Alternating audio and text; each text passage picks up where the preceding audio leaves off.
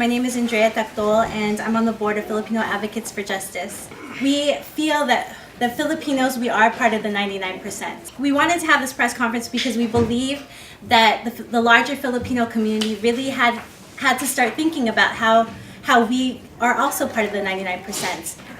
I'm a retired employee of the county hospital, and in 2009 my 85-year-old mother was victimized by a loan modification scam and lawyers in Southern California. She was quietly trying to handle her own affairs, and the family did not find out until the day before she was going to lose her house at a public auction at Alameda County Courthouse. So when we found out about it, it was too late, and she had to declare bankruptcy. She's on fixed income. She had boarders who had to be evicted, and eventually she was evicted in March of 2010. That's when she moved in with me. I lived around the corner in family property that we had had since the 1960s. And so what happened was that because of her limited income, and then I was on widow's benefits that were terminated for some technical reason, and so my income was reduced by almost 50%. So between her limited income and my limited income, we started trying to negotiate with the bank. We had a Wachovia loan, which was one of those pick-a-pays, and so in February of 2010, it was going to jump to almost $3,000 a month. We started talking to the bank. We met with Wells Fargo, who did a big deal here at the Marriott Hotel downtown. And so that process started in April of 2010. However, papers got lost. We would get different people on the telephone, and that particular process took almost 18 months. By that time, we were 18 months behind. We started another loan modification with about the fourth bank representative in April of this year, and eventually they said, no, you don't have enough income. And so we began to talk to groups outside of our immediate family. The church came forward to help my mom because they were involved in the foreclosures of a lot of the Spanish-speaking and low-income residents in our neighborhood. So with the help of Filipino Advocates for Justice, the Alliance for Californians for Community Empowerment, the Oakland community organizations, and even some local politicians who took housing as a priority. The foreclosures got the support of politicians who would write letters. So we were on the auction block in August, and within 3 days of the auction date, it was postponed, thanks to the attention of all of these different advocates and community groups. We finally got a loan modification, and my mom, we were able to settle for a loan modification that extended our loan until 2051 or 2021, and it took a lot of just advocacy and emails, telephone calls, letters. So foreclosures really are something that a lot of Filipinos are facing, and not all of them are lucky enough to be able to get a settlement like we did, but it wasn't simple. So thanks to the community and all the different advocates that came forward. Hi, good morning. My name is Jeanette, and I think all of us are probably here, all of us here are part of the 99%. I know that I am, mainly because I live below the poverty level at this point. I'm a cancer survivor. I have diabetes, which went undiagnosed for 5 years. As a result, took some eyesight out of my eyes and my kidneys, and I also have peripheral neuropathy. I also have an autoimmune problem, which is called sarcoid, which lodges in the chest. Prior to all this, in 2005, I was gainfully employed, and my employer was Congresswoman Barbara Lee. I would not have left that job for anything on this earth. I never saw myself retiring at 60. It took me close to a year to get SSDI, Social Security disability insurance. Then one day, Social Security tells me that the state of California will no longer pay into Medi-Cal or Medicare. They took out $96 of my Social Security. I have less than $100 to live monthly. However, if it wasn't for Medi-Cal and Medicare and SSDI, I probably would not be here right now. I'm not sure where to go and what to do about my situation, other than take to the streets like everyone else to demand that people who have worked all their lives in this country have entitlements due to them. My taxes were taken out for all this, and I demand to have my entitlements back to 100%. I'm Duncan Justin Cristobal Paras. I'm a youth leader with PYC, Filipino Youth Coalition, Southern Alameda County.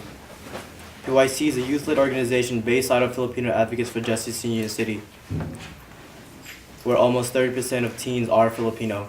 My school, James Logan High, has experienced many budget cuts, teacher layoffs. The sports program is also suffering, along with the students who has to fundraise countless times to play the sport that they love. The media says that this movement's message is not focused. We think it's very focused. We want a greater share of the wealth that we help create. We want Wall Street to pay for the damage that it did to the U.S. economy and pay big. We want our elected officials to stop taking corporate money and present the people's interests. Hi, I'm Nicole Manzano. I'm from Union City. I'm a volunteer at PYC and also a product of PYC. I'm a student at UC Berkeley, and I'm also a Filipino diasporic daughter.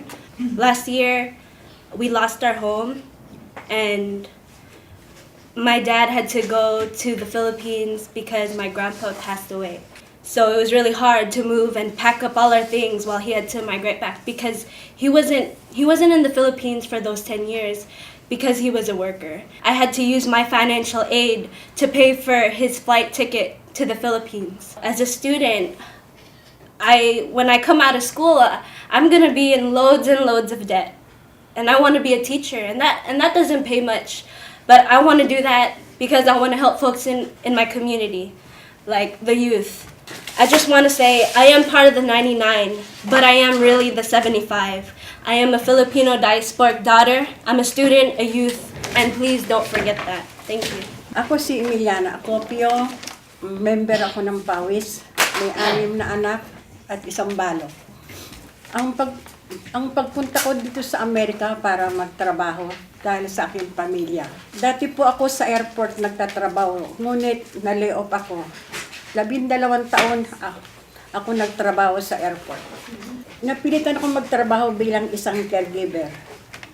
Pero hindi maganda ang trato sa akin. Binabayaran lamang ako ng $40 isang araw sa loob ng 24 oras. Nagawa ko to dahil sa hirap ng buhay din ngayon. Nag-uupa lang kami ng bahay ng anak ko sa loob ng isang kwartong maliit. At kasi para makatipid kami sa aming gastos pang araw-araw. Dahil sa hanggang ngayon, sinusuportahan ko pang mga pamilya ko sa Pilipinas. Ngayon, narito kami, ipaglalaban namin ang aming karapatan bilang isang manggagawa. Gusto namin ipaalam sa mga tao, makiisa sa aming organization bilang isang Pawis. At bilang isang Pilipino, magkaisa-isa tayo dahil sa 99% na binubuo ng 99. Ang isa po dahilan pa, ang aking SSI. Dati po, tinatanggap ko 205. Buhat nung July, binawasan ako ng $60. Kaya ang tinatanggap ko na lang 140 isang buwan. Lahat-lahat totally 800 pati aking Social Security. Hindi po sapat sa amin yun. Babayad ka ng bahay, babayad ka ng pagkain mo, babayad ka ng bills. Kulang na kulang. Hindi ko po alam ang dahilan bakit ako binawasan ng bali $65 ang binawas sa akin. Yun ang kaya ako pumunta sa Social Security. Ang tanong sa akin gawin mo ang upa mo sa bahay ng 350 para ma-approvean ka na mabalik sa dating 205. Ginawa ko po ngayon. Hanggang ngayon wala pa akong respond. Kaya nagwo-worry po ako hindi yung sapat sa akin talaga yung 800 isang buwan. Kundi sa aking pamilya, tiniis ko yung trabaho ko para sa aking pamilya. Pero wala po akong magagawa. Dahil sa edad kong 79, wala nang tumatanggap sa akin sa trabaho. Marami akong in-applyan pero wala. Siguro sa aking, ito na akong kapalang ako sa Amerika. Salamat po. I stand at the bottom half of the 99%. There have been moments where I have asked myself, how did I make it to another month? In the last 4 years, I have survived being laid off several times.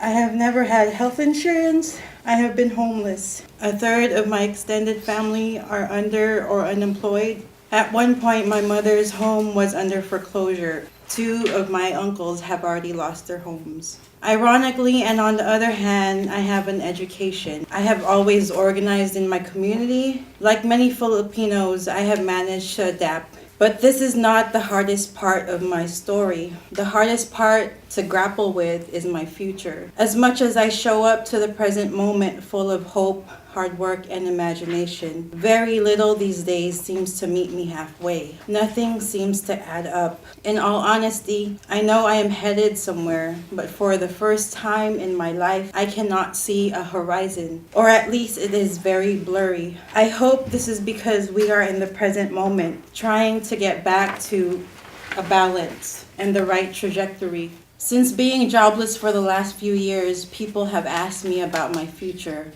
about where I want to be financially, about my plans and dreams. It's not about trying to get to status quo and trying to get back to the top half of the 99%, but it's about shifting the paradigm so that our security is not based on these numbers, not money, but based on how much we want to contribute to our community, how we shape our local economy, and how we can start doing what we love again. So, let's stay strong and take back our futures. Inherently, historically, genetically, we are survivors. We are Filipinos after all. Sometimes it's a burden, but we are built for struggle. Like my mother always reminds me, we don't have much, so we don't have much to lose. Galing naman tayo sa hirap, kaya pag mas mahirap pa, kaya natin.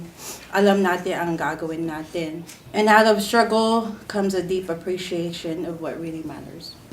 FAJ is a part of a multi-ethnic voter mobilization collaboration here in California called Mobilize the Immigrant Vote, with other organizations throughout the state, such as Chinese Progressive Association out in San Francisco, Korean Resource Center, Churla and the California Partnership down in Southern California, Siren out in San Jose, and many, many other grassroots organizations.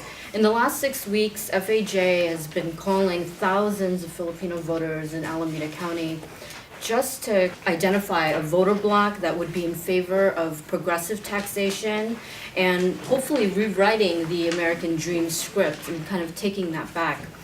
This is a values and fiscal reform campaign called Take Back the American Dream, and we ask voters one very simple question, and that's, would you vote yes on a ballot initiative that would increase taxes on the wealthiest Americans and corporations to improve the future for all Californians?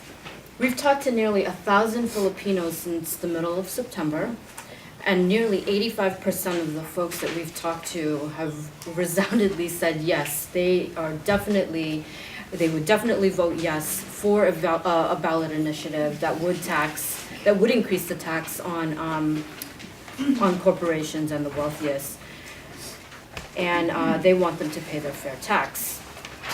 Out of the nearly 1,000 Filipinos that we've talked to, about 9% are still undecided, but we're definitely hoping to change that by the time the 2012 elections roll around next year. We're doing this work right now to identify the progressive voting bloc that we're going to be able to take with us in the 2012 and educate the voters about that top 1%.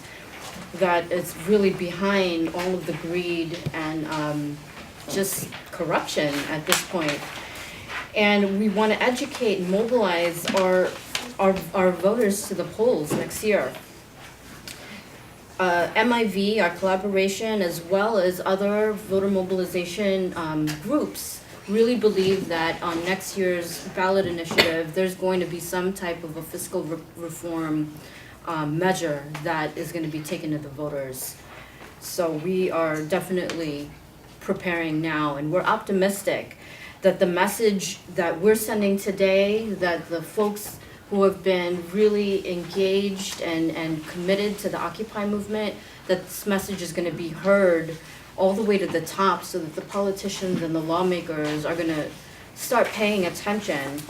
And it's really time to make the corporations in the top 1% pay their fair tax to ensure a better life for future generations.